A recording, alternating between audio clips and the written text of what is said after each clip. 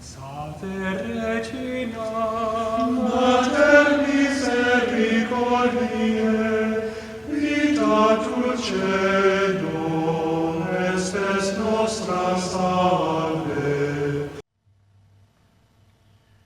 The Lord be with you. A reading from the Holy Gospel according to Luke. Jesus said to his apostles, "Who among you would say to your servant who has just come in from plowing or tending sheep in the field, 'Come here immediately and take your place at table'? Would he not rather say to him, 'Prepare something for me to eat. Put on your apron and wait on me while I eat and drink. You may eat and drink when I am finished'? Is he grateful to that servant because he did what was commanded? So should it be with you. When you have done all you have been commanded, say, 'We are unprofitable servants. We have done what we were obliged to do.'" The Gospel of the Lord.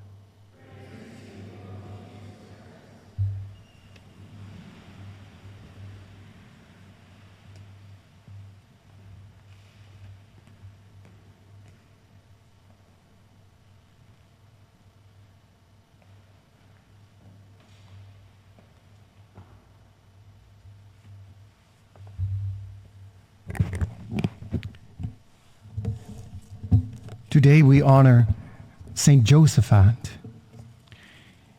He became a saint through martyrdom. And Josaphat was the leader at his time of bringing the Orthodox and the Latin Rite to a unity. And he died for that cause, actually, because there were people against him in his endeavor. And being canonized a saint, the first stage of canonization, one receives the title Servant of God. And the gospel here speaks of servants, which applies to all of us. We're all called to be servants of God. We may not get canonizing recognition, but we are called to be servants of God. And what that comes around to is this: to simply do what we by nature are able to do because of the grace that's in us and the reason why God created us. To know, to love, and to serve Him in this life and in the life to come. And then, after that, being in the service of God with such a disposition of generous service, we love the Lord our God and our neighbor as ourself. These are the duties of a servant. And when we're canonizing a saint, someone who has done this servant has done it well. And at the end of the gospel here, it says, "We have only done what we were obliged to do." This is a hallmark of humility of the saints who are first fixed as servants of God.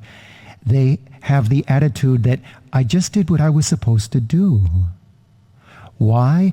Because it becomes so natural to that person that it doesn't seem to be for them anything out of the unordinary.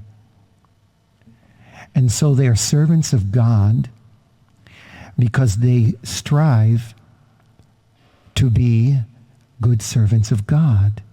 And this is the calling for all of us as well, to be servants of God and to do what we have to do. Now, the text of the gospel implies that we shouldn't be looking for pure reward. However, in the scriptures, it often talks about rewards in the heavenly realm. And they're given because the servant of God acts out of love and receives a reward of love, so to speak, from God because they have given love over to God himself. And so here we are, the servants of God. And we all have a chance to fulfill that role. Regina Celi, letare, alleluia, quiaque merum isti portare, alleluia, resurrexit sicut dixit, alleluia.